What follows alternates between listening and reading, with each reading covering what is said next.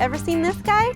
Chances are, if you walked around Carlsbad Village, you've seen him along with an awesome array of street murals painted by my friend Bryan Snyder. He is a passionate street artist who loves to share his art with the community of Carlsbad and really the whole world over.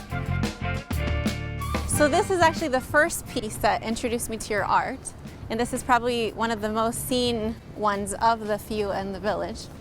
How did this start? Oh, this was, it's titled AWelcoming Fall, and I painted it on the first day of fall one year in 2011.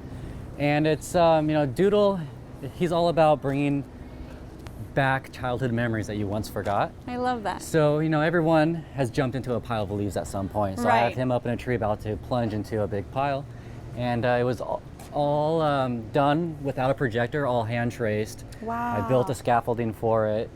And it's lasted for over 5 years now. Was this the beginning of Doodle? Not even close. Doodle started when I was about 10 years old, but it's one of the first ones painted in the Carlsbad Village. Okay. Could you take me to another one? Tell me more about Doodle. Let's go. Yes. It all started with me learning how to paint this character. Okay. My mom, not too long ago, maybe 6-7 years ago, gave me a folder, and she's like, I think you might want to look at this. And she had kept all of my childhood illustrations. I mean, from like 8 to 15, kept everything. Wow. And going through it, I kept on seeing a character kind of in a template, which eventually evolved into Doodle. And when I finished this cardboard, Doodle, I put it out on the street and I put a photo on Instagram, and people rushed out to pick it up and find it. Wow. And so I started doing this more and more, and then finally someone called me like, hey, when's the next piece of artwork? I was like, piece of art? That's just a little doodle. I'm just practicing. I was like, okay, well, when's the next doodle? And then it stuck, and he got his name Doodle and kept going with it.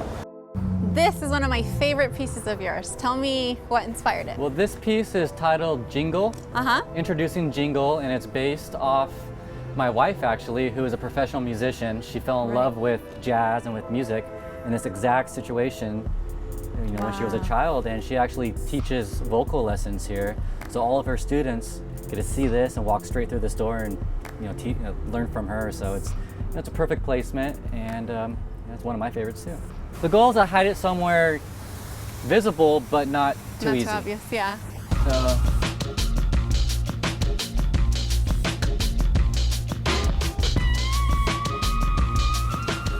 And then quick little photo.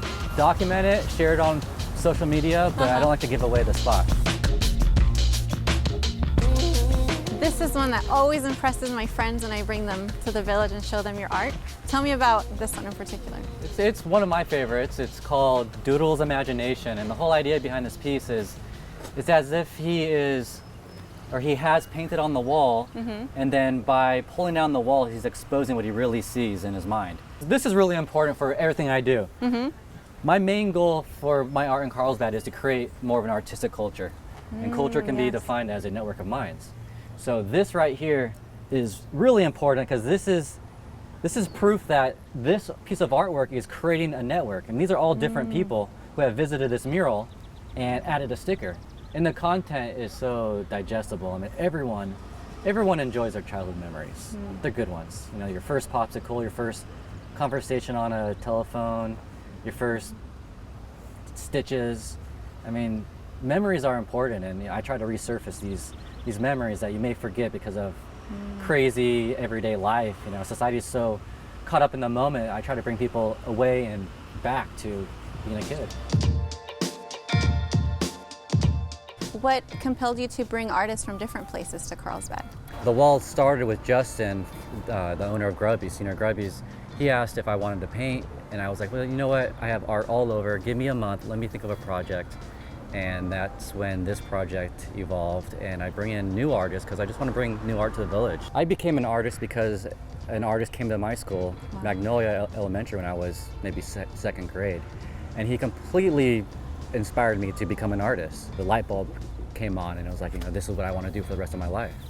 So I bring kids to this wall and I teach them basic drawing principles, but in this newer kind of cooler medium, on a wall with spray paint in the urban environment. Those kids, they're from the local Boys and Girls Club, right? And you happen to have a huge, awesome mural there that you did for them recently. Yeah. Right? cool. Yeah, in the Greg Nelson gym, I created a mural of a bunch of kids or doodles stacked up on top of each other, holding signs, and on each sign is a word that connects to the core values of the Boys and Girls Club.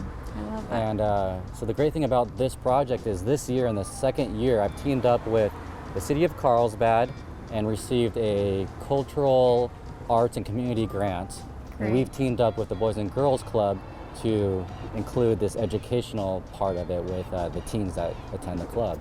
You know, the definition of street art, I've been saying for the past 10 years, is the definition needs to be updated, where it's no longer vandalism. Right. And recently, it's become more mainstream, even more commercial, where that definition has changed to include positive aspects and additions to a community.